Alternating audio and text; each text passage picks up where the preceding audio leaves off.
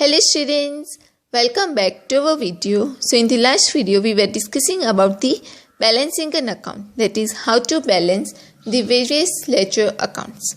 Okay, so let's continue with that. Okay, we are going to start with first one, that is in any account when the transactions are recorded only on the one side. That means we are going to learn how to balance the account when the transactions are recorded only on the one side. Okay. When in any account transactions are recorded on its one side only, no transactions are recorded on the other side, then the balance is found out as per the method stated above only. Okay. So this is the example of salary account. So you can see that in the salary account, all the transactions are recorded only on the debit side. That is only on the on one side. Other side is empty, right? All the transactions are recorded only on the one side. So how to balance that account? So it is very simple. First of all, you have to write the total. The amount which are provided on the debit side, that is 25,000 plus 3,000 plus 2,000, that would become 30,000. So write it 30,000 on both the side. 30,000, 30,000. Okay. So you can see that the all the transactions are recorded only on the one side, right? So if you add 30,000 on the credit side balance, so the both the account, that is both the side would become equal, right? So balance would be 30,000 only. The total of the debit side, that would be same for the credit side also. 30,000 is the balance of credit side. So you need to write date 2016, write the last date, that is June 38. In particulars column you have to write by balance brought forward. By balance brought forward. And for the next month, that is July 1st through 2016, in particulars column it would be carried forward.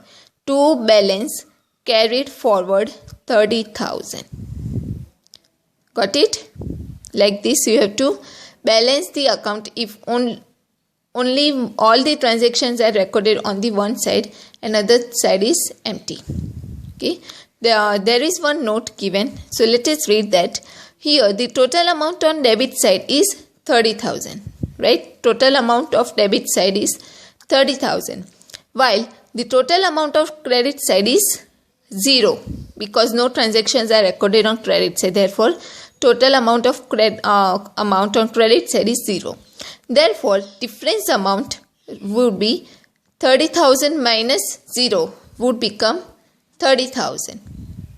So 30,000 would be the debit balance. Here, salary account is only for the 1 month. Hence, it shows a balance.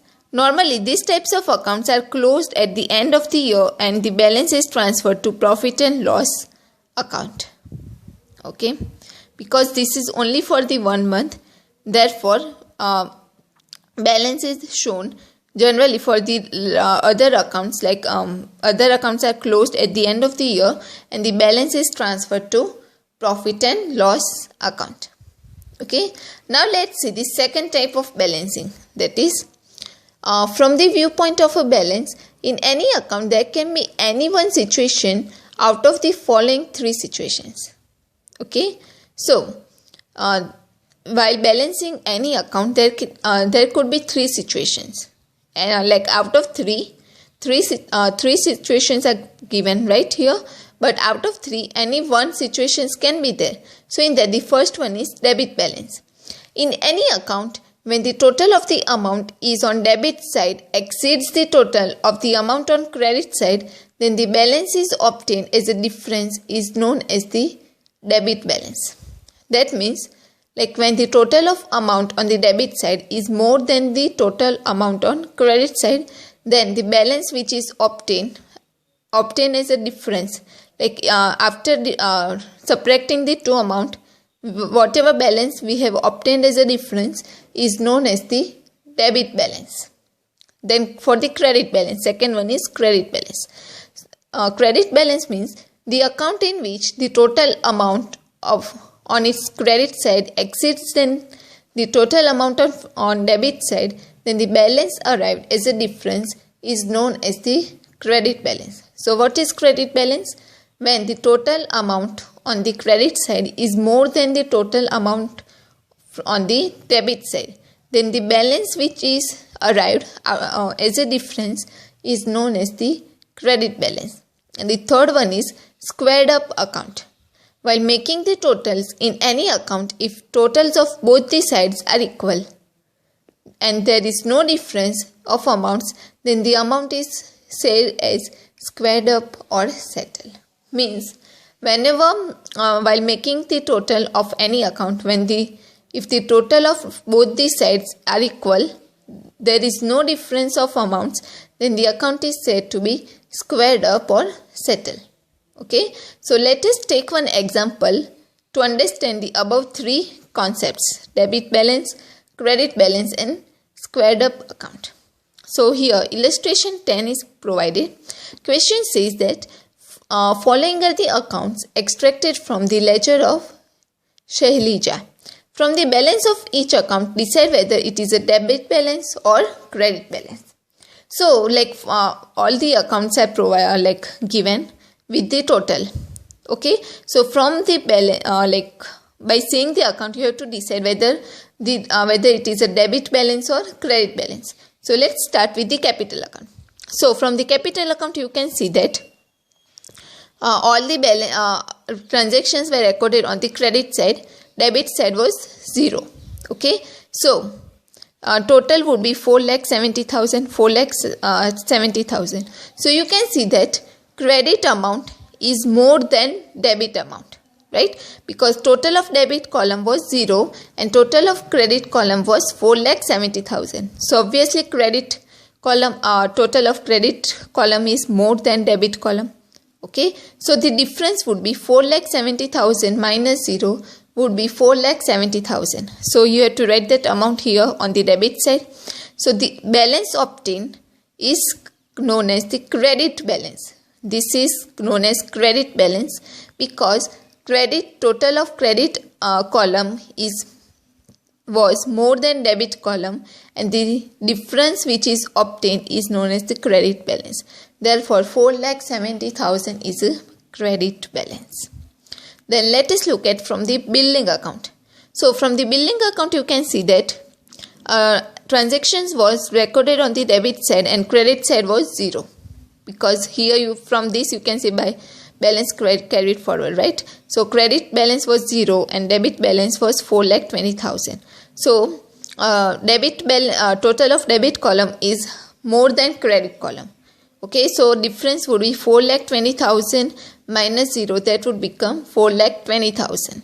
So the balance that we have obtained 4,20,000, it is known as debit balance because total of debit column was more than the total of credit column. Got it? Then furniture account.